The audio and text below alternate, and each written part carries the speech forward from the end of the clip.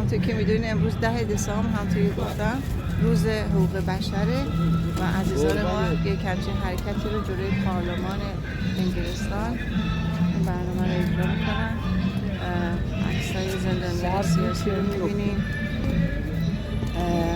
عکس خاندان پهلوی عزیز، عکس مرشاد و کیانجان رو داریم میبینیم، عکس ستار بهشتی و محسجان رو داریم میبینیم، بانوی عزیز ما که اعدام شد، سیاوش توکلی که دیشب در موردش با نازک توکلی برنامه داشتی رو میبینید، ندا آقا سلطان و نیمان و همه عزیزان رو داریم میبینیم.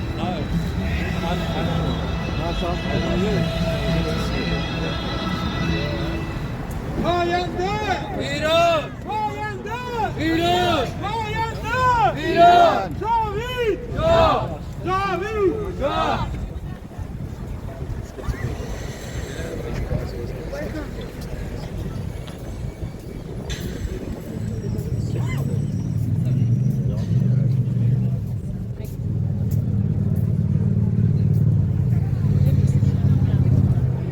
الان برنامه شروع میشه، سخنرانی الان شروع میشه، صحبت میکنیم. فردای آزادی ایران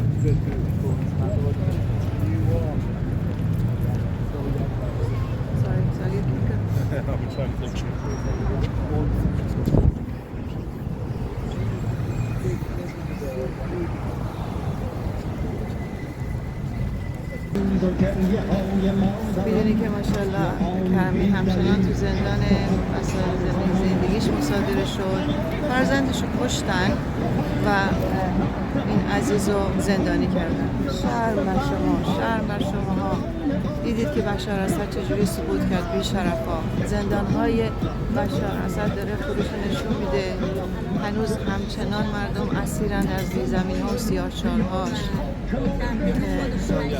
شرم و ننگ بر شما ها که سالهای سال 50 میلیارد دلار خرج بشار اسد کردید و ببینید بشار اسد چی بود. شما دستتون تک تکتون دستتون تو خون مردم سوریه و مردم ایران و کل مردم خاورمیانه، دست ننگینتون، تمام سلولاتون خونینه. شرم بر همه شما امتی های بیشرف و خود شخص خامنه ای بیشرف و کل جماعت.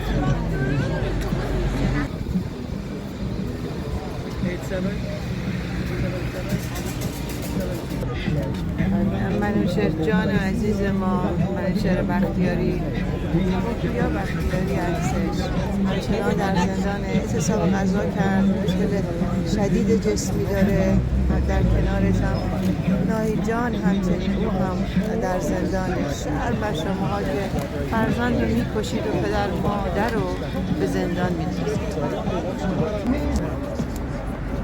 امید عزیزمون رو میبینید، حدیث رو میبینید، حمید رضا رو میبینید، حمید رضای روحی. واقعا وقتی که آدم به چهره های این عزیزان نگاه میکنه، چهره های معصومشون نگاه میکنه، قلبش به آتیش میکشه، جگرخون میشه.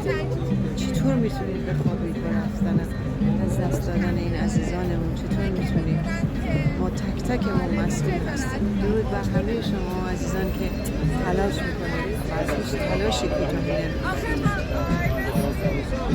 الان برنامه شروع شد. نازک جان داره صحبت میکنه، منشور حقوق بشر.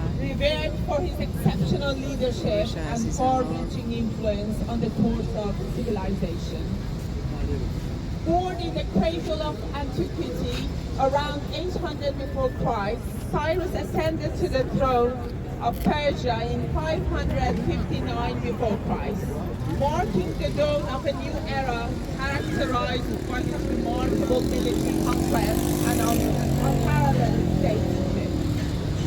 Yet, beyond his triumph on the battlefield, Cyrus was distinguished by his visionary approach to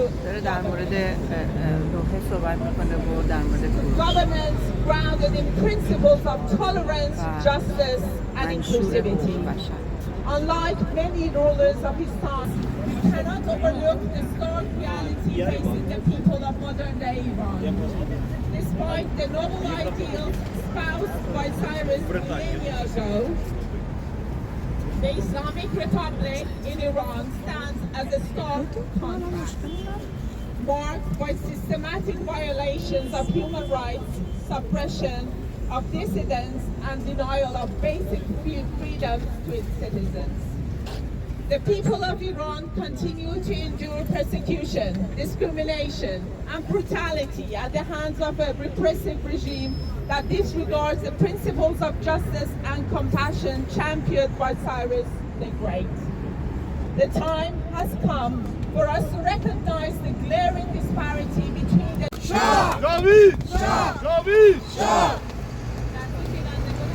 همیهنان عزیز، اگر برای نجات جان و جلوگیری از اعدام جوانان اکباتان در حال حرکت به سمت دفتر ساختگی حقوق بشر جمهوری اسلامی هستند، دلیل آن مسئولیت اخلاقی و انسانی در کنار ملت بزرگ ایران.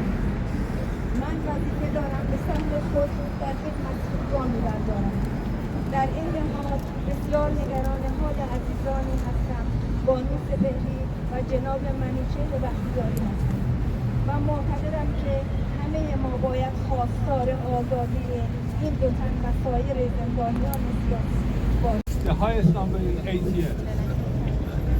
This is official figures and does not include thousands of people killed under torture or disappeared without trace. Behind these staggering figures are human lives, dreams cut short, families shattered and communities in grief. Let us not forget the names and faces of those who have paid the ultimate price for daring to speak out.